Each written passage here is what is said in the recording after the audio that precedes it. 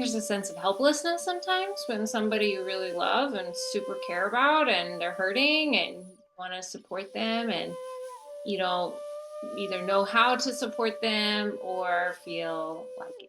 A lot of people who come to Reiki classes say the reason for doing the class that they're there because they want to help someone close to them. Welcome, friends, to the Reiki Women Podcast, an exploration into the profound depths of the system of Reiki from a Japanese spiritual perspective and how that relates to our modern lives. We are keeping it real to Reiki's origins, challenging the New Age stereotype that things like crystals, chakras, and angels are authentic aspects of the system. I'm Bronwen Logan, and when I'm not writing best-selling books about the Japanese system of Reiki, 75,000 readers and counting, I'm here debunking outmoded Reiki myths and coaching individuals and groups through my website, Reiki with Bronwen. And I'm Michaela Daystar, lead teacher and weaver of Heartscapes Reiki, connecting the dots between Reiki and environmental and social justice, because our individual healing cannot be extracted from healing relationship with the collective and with the land. And I'm Carrie Varela from the Reiki Healing Society, here to help you transform your Reiki practice into a thriving, prosperous business. Because while passion fuels your purpose, it's time to make it sustainable, authentic, and beautifully you. We're three women diving into the heart of Japanese Reiki. We're building a community that centers women's voices and inspires well-being. We're not just for women, we're for everybody. Come join the conversation. Hello and welcome back to the Reiki Women Podcast. Today I'm here with Bronwen Logan, and our dear friend Michaela Daystar is sitting this one out. She's not feeling well, so we'll send her some lovely Reiki and hoping that she gets the rest that she needs. Today we want to talk about, giving a loved one Reiki. So somebody in your inner circle, maybe you got inspired to learn Reiki so that you could give Reiki to this specific important person in your life. So maybe it's a family member with a chronic illness. Maybe it's your pet, or maybe it's something else that really inspired you that you wanted to help somebody with Reiki, and that's what brought you into the practice of Reiki. And so we thought we'd flesh out this topic and speak a little bit about how we can help our loved ones with Reiki. And Bronwen, this was your topic, so I'm going to pass it over to you so that you can get us going and share a little bit more about what you think about it. Yeah, well, I was just thinking about how a lot of people who come to Reiki classes say is the reason for doing the class that they're there because they want to help someone close to them. Yeah, so it could be, their mum or their child, their partner. We were talking about it before, an animal, as you were saying. It can be all different reasons why they might want to learn to help someone and to help someone who's close to them. And it's a great idea. I would definitely encourage anyone who is in a situation where they have members in their family who might have chronic issues to just do a Reiki 1 class. And then you can really be there for that person. It would be nice to talk about why we do that and how we do that. I didn't realize until you were just talking then, Carrie, that when I first started, I actually did it. I did do it for myself because I'd always been interested in meditation and things like that. But I also did it for my partner because my partner had sciatica, so a very bad back, going down into the leg. We had been looking for something that would actually help with that. And nothing we'd sort of come across in Western medicine had resolved it for us. And we were in India and we came across an Ayurvedic treatment, which actually did help at the time. But at the same time as he was recovering from the Ayurvedic treatment, we came across a book about Reiki. So that book had all these hand positions in it and things. And we're like, oh gosh, how does that work? And we thought, well, when we meet someone who teaches it, we're going to learn it, right? And I would also recommend that if you have a partner, learn it with your partner. It's such a great thing to do, a lovely way to move together into the world and learn something new and have these different aha moments together. that was sort of my personal experience of wanting to help someone. I loved this idea that I was so empowered to be able to not only do something for myself, but also for a loved person. And I can think of so many other experiences since then, and especially with animals, being away, traveling, and having a sick animal at home, and connecting energetically with that animal and supporting them through that while not being in the same space. And I think a lot of people have that they'll come and do a Reiki course, and yet their parent, maybe because they want to help their parents, and their parents might live in another country. So there's these different ways that we can do that. How about you, Carrie? Have you experienced that? I'm sure you have. Yeah, I have. I guess I have personal experience with it because my mom has Parkinson's, and so it wasn't something that inspired me to learn Reiki because I had already learned Reiki, well before she was diagnosed. But um, we meet almost once a week, and we try to meet once a week, and usually we do some yogic stretching and other things, but we also do Reiki together, all of which is really good for her illness and supports her in a lot of really great ways. So it honestly just feels so good. So good. So good to be able to be with my mom, be kind of really focused on her and having a weekly check-in with her.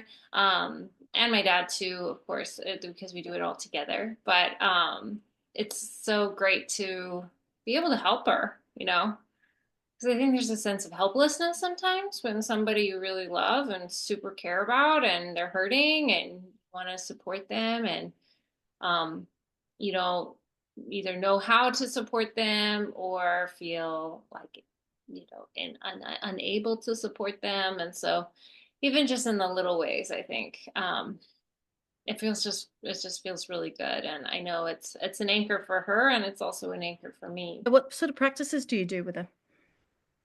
Well, a lot of times we do yoga, so breathing exercises and stretching. She's learning, she's losing some of her mobility and her ability to just orient her body in space. So I'll be like, lift your left arm and do this with your left arm.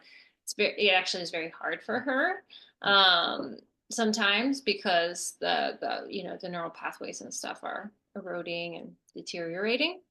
But anytime that she's challenging herself physically is really helpful for her. So that's a big thing that we focus on, but we also focus on just relaxing. And she has a lot of muscle pain, just a lot of tightness and tension. So learning how to relax. And that's, I think, where I bring in a lot of my Reiki, knowledge with her, because I just encouraging her to relax, not just physically, but emotionally, mentally, spiritually. We do, on some bad days, we'll just do Reiki and just have her lay down and just, be able to relax together and be in a Reiki meditative distance space. I think that's super helpful for her. And could be helpful. I mean, I'd love to see more, more research done on Alzheimer's, dementia, just healthy aging in general with Reiki, because I think as we age, that need to just be still and quiet the mind or process, or if we're having a foggy mental day, I can imagine that Reiki would be really helpful for that. Could easily kind of bridge into that and help people find more clarity. And at least I would think, I mean, I would be interested to see if scientific studies would, agree with those benefits of Reiki, but just knowing Reiki, I'm sure it would be really helpful. My mum had dementia. Mm-hmm. Whenever I was with her, I would always hold her. I'd always have my hands all around her. And that felt to me, it's this thing where, well, we know that touch is obviously very important. There's a lot of things about, I think, being with someone in a certain way that can really support them. And we're lucky that we have these tools within the system of Reiki. So we work with our hands, and the more that we work with our hands, the more we can focus with that, and the more therefore that the energy is moving. There is more movement because we are used to allowing more movement. And so just holding and being with that person physically, I found with my mum was really important. But there's all these other things as well that I have learned through having, this is sort of what you were saying about with your mum too, that I've learned just by being a Reiki practitioner. So ways of being with people in accordance with the Reiki precepts. So having the confidence to be compassionate. And I think for often we hold ourselves in, especially with our loved ones, maybe that there is that thing that we have baggage between us. So being confident enough to be able to let go of all of those things and to really be present for today only with someone in that space, forgetting the anger, not worrying about them, just being grateful that you have this time together. So bringing the precepts into everything of being with someone. We've worked with these precepts for so long that they start to be obviously a very natural a part of your experience. So being with my mum, I won't be sitting there consciously thinking about those precepts, but I will be enacting those precepts in that situation with her. And I learned a lot in the early days of my mum with dementia because it was very frustrating. And I cared for my mum here in the house for 5 years. And I experienced a lot of anger and frustration and no gratitude. And even though I was a Reiki practitioner, I was really having to work with those things. It was very difficult. Sometimes difficult challenges are what help us to learn more about ourselves and to move into life more and to learn about how we can do things better. So I do think that has helped me be a better person to some degree and be able to bring as much of that as possible into being with others as far as I can at this moment, and hopefully that continues. So being with someone like mum, that was really helpful towards the end where I felt like I could really be with her in that space. And I was really thankful for that. It was really important. Just bringing all of the learning of Reiki. In meditation, we learn to be quiet, we learn to sit, we learn to focus. All of these things can affect our experience of life and our experience with others. So it's not just like hands-on healing, right? There's so much more to it than that. Yeah. Oh, well, that's so special that you were able to do that for your mom. And I'm sure at the time, I'm sure it was really difficult and some days, really rewarding other days, but also really cool to be able to reflect back on that. And I'm sure that it was really meaningful that you were there with her during those years. So that's so sweet that you were able to do that. And yay for Reiki, to hold the space for you. I mean, I think about that a lot with my mom because, she has a degenerative illness and it's really sad to think, about what's coming for her, but like actually like to really celebrate that today we can do this, and today we're going to do this and just kind of taking it out. I mean, because who knows what the future holds, like life is precious. We never know. But when, you have an illness that is probably prone to getting worse, it's just hard to like, not be in the doom and gloom of that. And I feel that. Her mind, right? For your mum's. Yeah, absolutely. Yeah. Yeah. And my mom's trained in Reiki with me, so she's familiar with Reiki and and yoga as well. She's been practicing yoga most of her life. And so, and I think what you realize, as an empathic person and, you take in Reiki or, maybe you've been a practitioner for a long period of time, it just becomes so part of your makeup and how you react to anybody in your life, friends and loved ones, and children, and our pets, like it, and we give ourselves grace because we're humans, and certainly, like, we all have our days where maybe we can't be, you know anger gets the best of us, and or whatever else it is. I know my kids really feel it. They're like, Mom, are you giving me Reiki? And I'm like, yeah. And, we do a lot of just kind of like things that help them ground and relax their nervous system, and, help them work through their emotions, and, learn so much about, like how I interact with clients, sometimes the same how I interact with my kids, because like I'm picking up words from them that, like, oh, that seems really meaningful in terms of what's going on with your energy or whatever, and so I feel like it's just a conversation.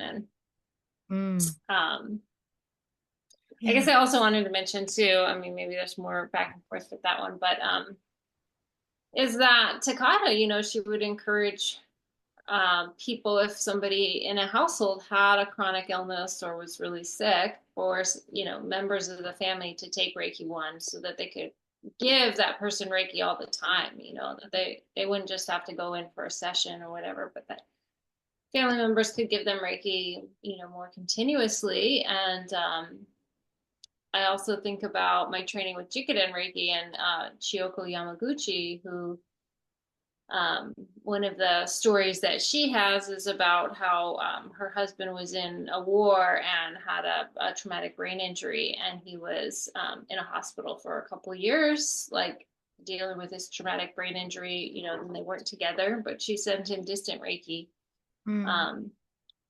through that every day religiously through that experience, and he was able to recover, and he was healed, went through the process of healing his traumatic brain injury, and was able to regain some functioning that was pretty miraculous at the time. So yeah, it's beautiful. That also, I think, speaks to the fact that one of the great things about Reiki is a lot of times we're separated from our loved ones too, right? So we can still send them Reiki, even from afar. The other things about it is that I feel like, having learned Reiki, that it really opened me up to other things, other ideas, which possibly I don't think I would have been as open to if I hadn't have done Reiki. My worldview, I guess, changed when I learned it. And I started to think of myself as a cog in the universe, a part of everything, and seeing myself in that way made me think of things differently. For example, I know you were just talking about your kids, and my kid, whenever I put them to bed throughout their whole life, through that time of where you put your child to bed, we would read a book together or whatever, but also do like a meditation tape. And I don't think I might have done that if I hadn't have done Reiki. Thought of getting like a meditation tape for children and playing that at night, or playing a certain type of music, like a very relaxing music, looking for ways to help them, as you were saying before about like your mum, helping them find ways to relax their body, something that would work for them, and really being open to those ideas, and even just being open for myself to go to therapy. I don't know if I'd have been as open or have learned as much through that if I hadn't have done Reiki. Those sorts of things that I feel like, yes, definitely by changing your worldview, then being with others, you treat them differently, you think of things differently, you see the world differently, and that will also affect them and their lives, and perhaps their worldviews shift as well. Oh, I'm sure. I can't imagine with your kiddo, that, like, how you raised them, and just how their upbringing and all that. It impacts, the way we see the world. And I think spirituality and meditation and healing, these are just such important things to teach our children, and in our own way. I mean, if you're not spiritual, maybe but it's helpful to bring that forward to your kids, and teach them about the world. I mean, I think that's one of the things that was so overwhelming for me as a parent when I first had my children. I was like, these little guys like really like need to learn like absolutely everything about life, and the one of their main teachers is me, and luckily they have some good teachers at school too. But but we teach our kids so much.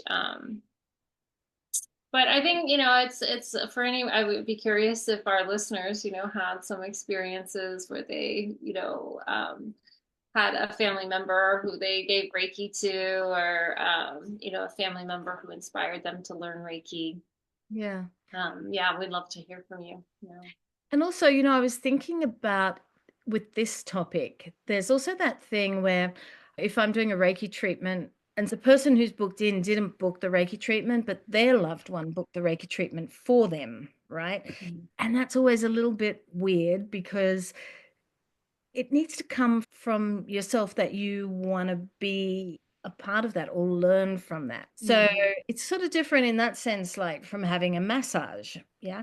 Having a Reiki treatment, if you don't know what you're coming into, if you've got someone close to you, a loved one who you think could do well with Reiki, better than sending them, don't send them to a Reiki practitioner unless you know that they're really into it, right? Because it just makes it difficult. And I think the whole thing is with something like this, it's how open we are to the experience as to what results we actually get from it. So that can be a little difficult for someone coming into that if they really have no idea what it is or what it might mean to have an energetic treatment of some kind. So that's something to think about as well. We often talk about permission within the system of Reiki too. That comes into it too with your loved ones. If you have a loved one and you want to do Reiki on them and they don't want to have Reiki, they don't want a treatment, for example, then what do you do? What do you do, Carrie?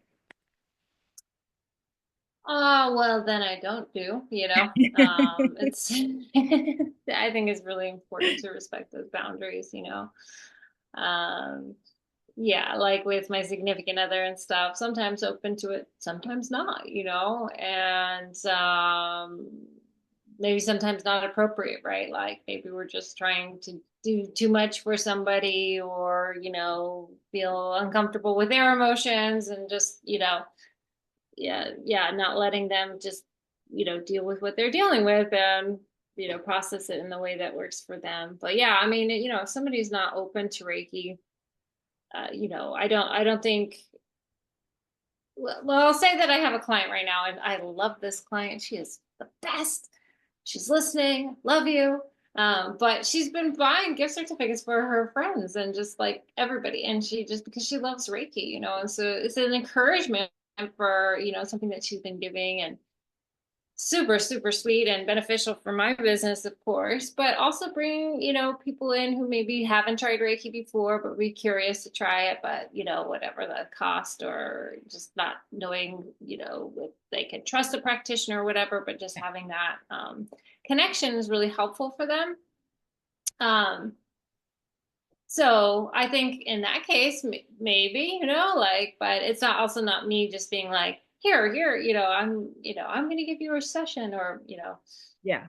I think it's fine to offer, but it's also, you have to be prepared to get the no, if somebody doesn't want it, or, it feels uncomfortable for any reason. I mean, I know like for like some of my, family friends and just extended relatives, I've offered Reiki sessions for them, like I'm happy to try if you wanted to come try. And they've said no. And I totally respect that too, like that might not be what, that might be uncomfortable for them, or there's a boundary there that they feel that they want to respect. And so that's totally fine. I mean, Yeah. and that's what's kind of challenging, I think, too, as a Reiki practitioner. It's not like we're therapists where we have like a really clear code of ethic, like, don't give Reiki to your sister, or don't give Reiki to your sister-in-law, or what, whatever it is. Or I mean, sorry, don't give a therapy session to them. Like, that's just not the right, not right relationship, right? It's all about those relationships, isn't it? It's about going to a place of depth together,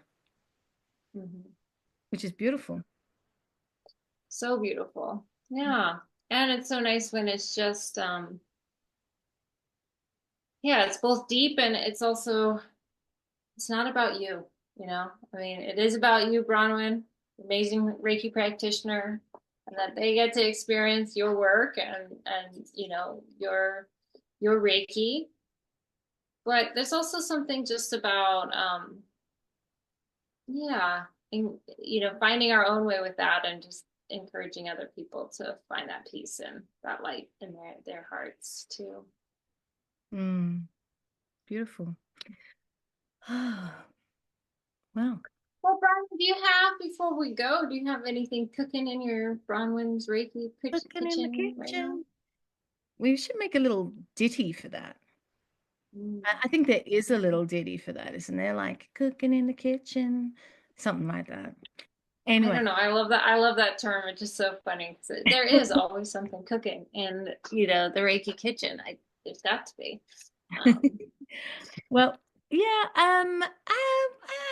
I've got something that I will tell you about. It's already been cooked or baked, and it's a 21-day class that is on demand on my website, and it's called Waka Wisdom 21 Days of Imperial Reiki Meditations.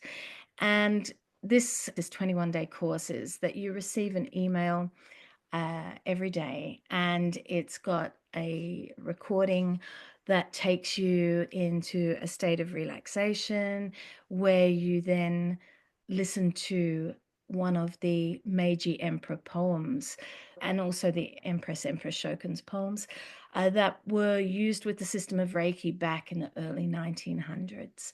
And then you get to contemplate it, and there are questions for that as well. So it's taking you deeply into that. And there's another aspect to it as well. Each day you get more and more information all about how that was practiced. And by the end of the 21 days, there's actually a whole practice called Hatsureiho, which means generating greater amounts of energy. And you get to learn how to do each of those steps of that using these poems.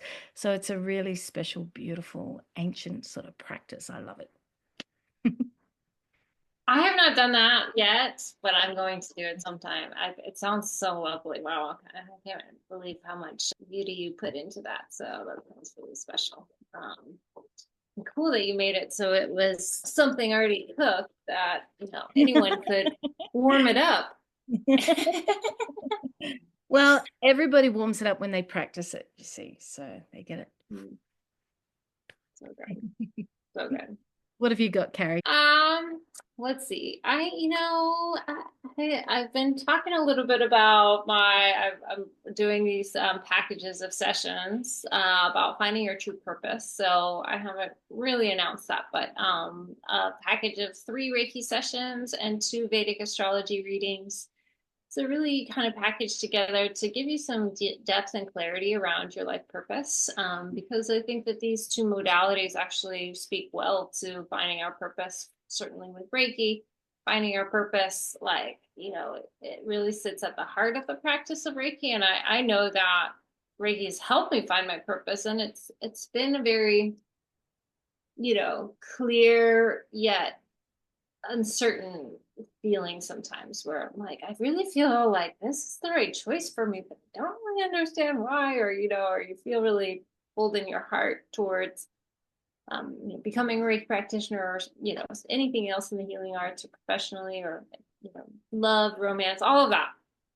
So but then, you know, I've kind of stumbled into Vedic astrology as well, and I found that this tool is just actually so incredible how much it really helps us guide and direct ourselves towards our purpose. And maybe times where we've made choices we don't really understand, why did I make that choice? It's almost always very clear from your chart to like, oh yes, I made this choice because of this. So anyways, I've been, I'm really excited to share that offering to people in the hopes that, you know, we feel just more confident and inspired to be following our purpose, because that's what the world needs. We need to be living our purpose. Absolutely. I love that idea of Vedic astrology. Is it very different to, like, I don't know, you know, the astrology in the newspaper. There's no newspapers anymore, but you know what I mean. Yeah, I do know what you mean. Yes. So Vedic astrology is very interesting in that it's ancient. So it came from the Vedas, which is like the foundation text of Indian religion, basically. Vedas are kind of like the Hindu Bible. But they're the sixth limb of the Vedas, and Jyotish astrologers, that's the Sanskrit word. Jyotish means light to the soul. And Jyotish astrologers were very well aware, actually, of how to track the planets using modern Western techniques. So Western astrology uses some different ways of calculating the movement of the planets, but they very intentionally chose this different system to track the planets because they knew it would be very accurate, and they would be accurate over long periods of time. Whereas in Western astrology, a lot of times they'll say, oh, the new moon in Cancer or whatever, but it's actually not in Cancer, it's in Leo or something like that. There's 24 degrees difference between Western astrology and where the planets are, aligned actually in the sky. So Vedic astrology is very accurate. And then it's an ancient form of astrology. So there's different aspects of it, but I use Vedic astrology for healing and enlightenment, finding that light in the soul.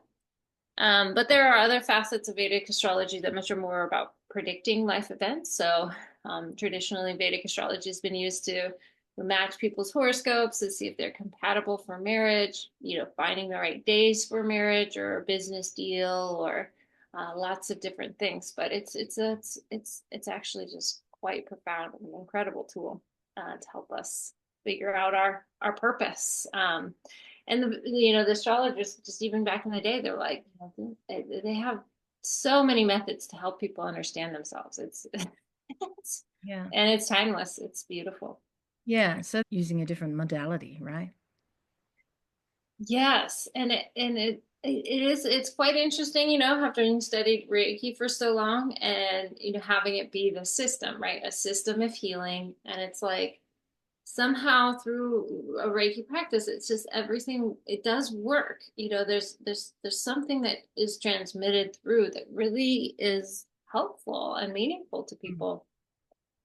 Same with the Vedic astrology, there's like this whole language, and when you learn it, you can actually, discover, there's so much self-discovery that's possible through it. So sounds beautiful. Well, we'll put links for that at the bottom of the video. We really didn't talk about it very much, Bronwen, but I was thinking about pets. So do you want to say anything about pets before we go? It's how we are that is going to affect everybody else. Yeah. So my worldview, my way of being is going to affect others. So when we learn Reiki, for example, and we want to help others, and it might be a loved one, might be animals, then it's how we are with them that matters. And any animal lover understands that.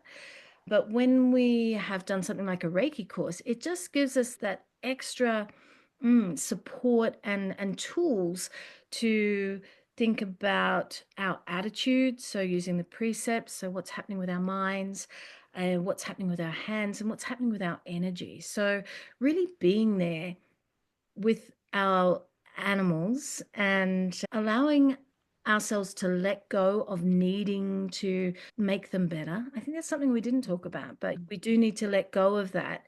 And really, we just need to be compassionate and open to energy work and allow the shifts to happen, to be that cog in the universe, and knowing that we're all those cogs in the universe. And we need to let go into that so that we can actually all do all the things that we need to make the universe work smoothly for us and also smoothly for animals. I guess the only other thing with animals was that if you're not with them, just like humans, we can do distance healing for them. We don't want animals to do anything, which is that sort of permission thing again that comes into play. So allowing the animals to be in the space with you if they so decide to do so. Like you were saying, Carrie, with a partner that sometimes they want it, sometimes they don't. Same with animals. So The truth of it is, we too are animals. And just because we might call an animal a pet doesn't mean that we have control over their lives, and they have their own agency, and we need to respect that and be there for them in whatever way that we can, and then allow them to take whatever it is that they need from that. Yeah, I love how you're describing working with animals and people and ourselves too. I think it's important, maybe one of the downsides to this, and I'm not sure if there's too many, but just to name it, is that sometimes, we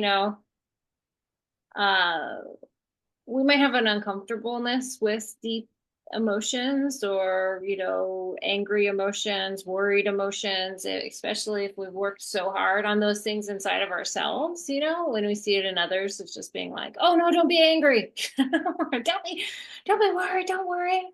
But like that's not helping somebody either, right? That's like that's saying, oh, I don't want that emotion, let's push it away. But like really respect that our animals and our kids and our partners and, our loved ones, they have emotions, they have feelings. And so we need to like let them express those in the way that they feel. And so sometimes I think this like over tendency to want to, oh no, let me help you with that. Oh no, let me help you with that. And actually that doesn't help people. Yeah. So just being able to know that line and that boundary, when people are letting you in and when people aren't. It's so important, humans to furry friends, we're all animals. I love that. It's so true. I bet everybody who's listening and got inspired about this episode probably has some good stories to tell us too. So please feel free to share them with us in the comments or reach out to us personally and tell us your stories around how giving Reiki to a loved one, how that's been for you. Is that something that motivated you to learn Reiki, and why? And tell us your stories about giving Reiki to your pets and what has happened inside of those transformations. We'd love to hear more. And please subscribe to the Reiki Women Podcast. We'd love to see you around. We'd love for you to be inside of our circle and getting more notifications about our upcoming episodes. We publish a new one every week. Send them to your friends. Send them to those friends that maybe they have somebody in their life who's ill or working with something, or just anyone that you think of when you listen to this episode. We just love to share the goodness on, and we appreciate each of you so much for listening in, and we'll see you again for the next episode. All right. Bye.